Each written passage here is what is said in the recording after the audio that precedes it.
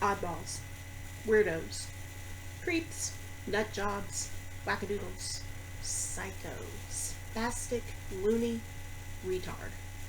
Chances are you've heard these negative labels applied to someone with a mental illness. Chances also are you've been in class or gone to school with someone who has a mental illness. Maybe you knew they had it, maybe you didn't. And chances also are that you may be the one with a mental illness or have someone close to you who has one. According to the National Alliance on Mental Illness, 20% of youth ages 13 to 18 live with a mental illness. These include mood disorders, anxiety disorders, or behavior and conduct disorders. 50% of all lifetime cases of mood disorders begin by age 14. This rises to 75% by the age of 24. While society is moving towards understanding and accepting of individuals with mental illness, most people don't realize that these diseases of their mind are caused by chemical imbalances in the brain. So it isn't laziness or some kind of choice when someone develops a mental illness. It's a shift in the delicate chemical and neural balances that make our brains function. Today we're going to explore some young adult novels whose protagonists suffer from different mental disorders. You may know someone who has these same problems as these young adults.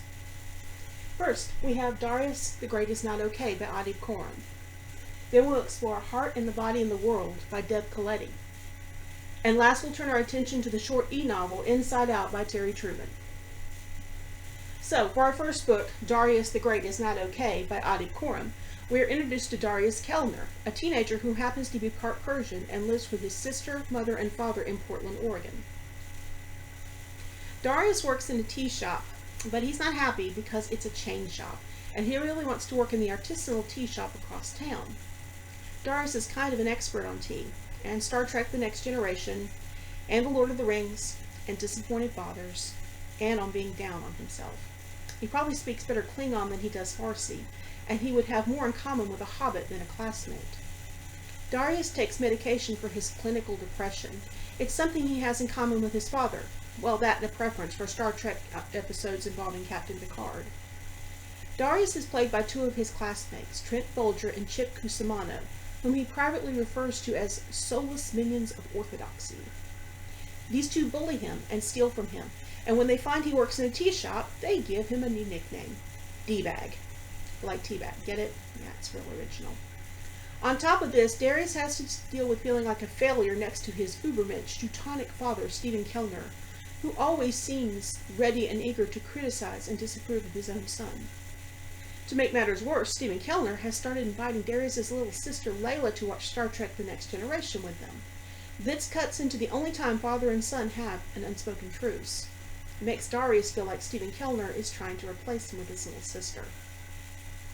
Darius learns that his grandfather is dying from cancer, and travels with his parents and younger sisters to Yazd, Iran, for his first and last meeting with his mother's father. It's here that he meets the neighbor boy, Sohrab, and begins a friendship that involves soccer, sitting on a Yazdi rooftop, and sometimes not saying anything at all.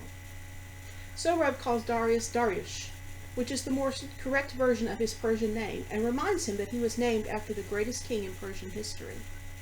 Sohrab also gives Darius an Iranian national football team jersey that makes him feel even more like he fits in.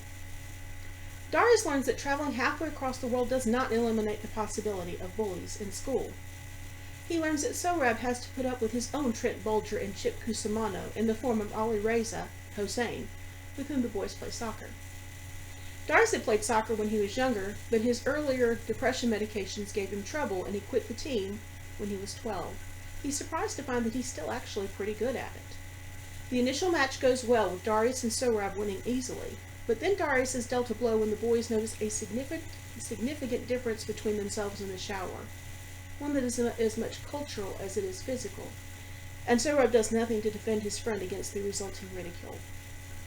Darius threatens to sink into a pit of depression and self-loathing, but Sohrab quickly apologizes for not siding with him, and Darius realizes that his new friend is dealing with some of the same problems he's had to deal with back in Oregon.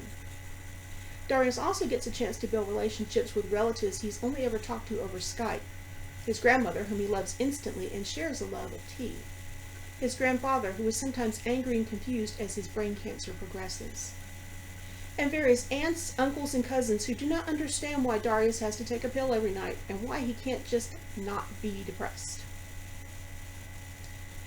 Sohrab is the best friend Darius has ever had, but with each of them having very different problems with their fathers, it isn't long before their friendship is tested in unimaginable ways. Darius the Great is Not Okay gives the reader insight into how someone with depression views and deals with the world, and has the bonus of portraying Iranian culture in a positive and loving light.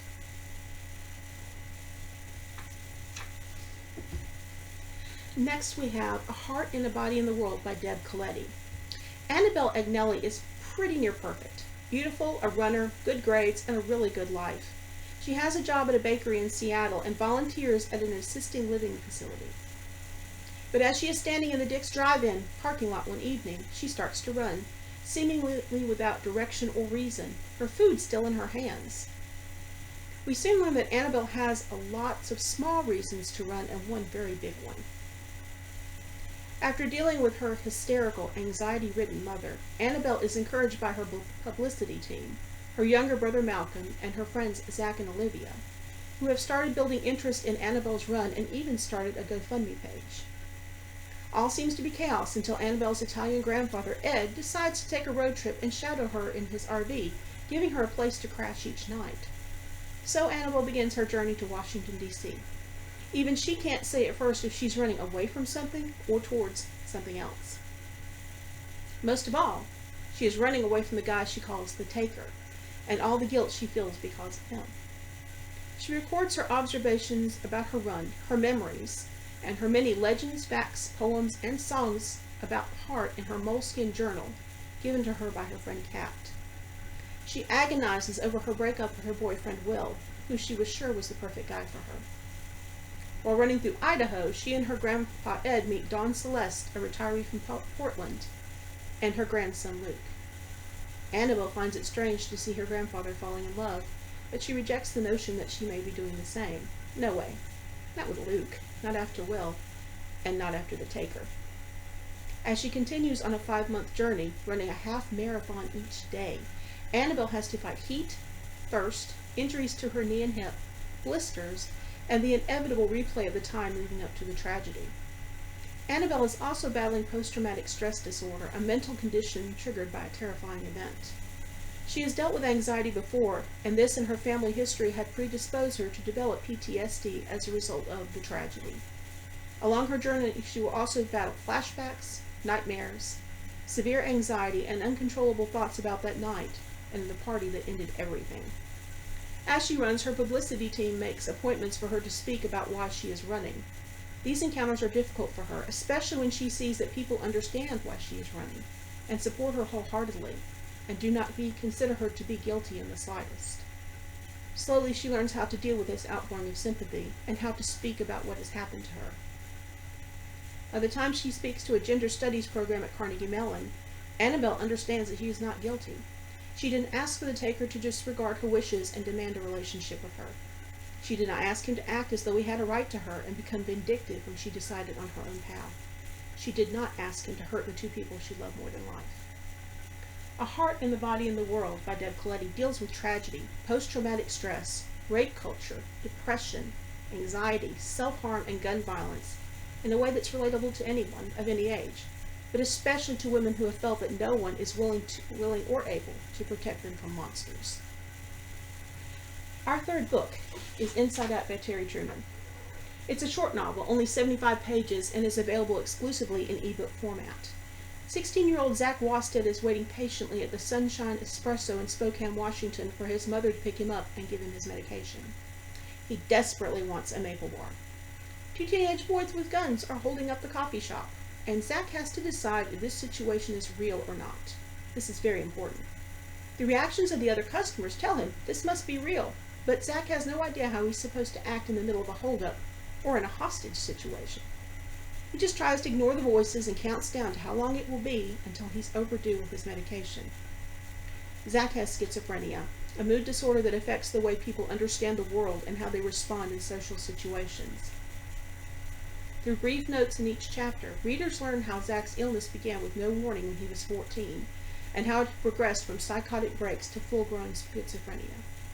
Through Zach's eyes, reader can see the botched robbery and hostage situation, how the hostages react, how the young gunmen, Frosty and Stormy, react as their plan unravels. But only Zach knows that the farther he goes past his medication deadline, the closer the bad things are getting. Because nobody but him knows Dirtbag and Rat. And when those two guys arrive, things could get deadly for Zach and for his captors. Terry Trueman, author of Inside Out, has a master's degree in applied psychology and has worked in mental health and counseling facilities. He gives the reader some brutal insights into how the mind of a schizophrenic patient works and the constant barrage of unwanted sounds and images they must endure. Inside Out also portrays an ugly truth that most people aren't aware of. Schizophrenia and many other mood, conduct, and anxiety disorders can happen to anyone, and there is little or no warning before the onset of the disease. Schizophrenia is incurable. Without ever committing a crime, Zach has received a life sentence. One of his captors acknowledges this by saying, "We're in trouble here. I know that. But we'll get out of it sooner or later. Zach is never going to get out of what's happening to him. Man, I'd rather be us any day." Inside Out is a gripping tale of a teenager with a serious mental illness who is dragged into a situation he does not understand. He must use everything he has learned about dealing with his illness to come out of this situation in one piece. Here's some facts to remember about mental illness. The third leading cause of death in young people ages 10 to 24 is suicide, according to the National Alliance on Mental Illness. 90% of those who died by suicide had an underlying mental illness. If you or someone you know is showing signs of a mental illness, you can learn more about this from www.nami.org. If you or someone you know is contemplating suicide, please call the National Suicide Prevention Hotline at 1-800-273-TALK. These books are not easy reads, but if you want to understand the point of view of someone who has a mental illness, or if you suffer from mental illness and want to read about young people going through a similar story, please check out these 3 young adult books.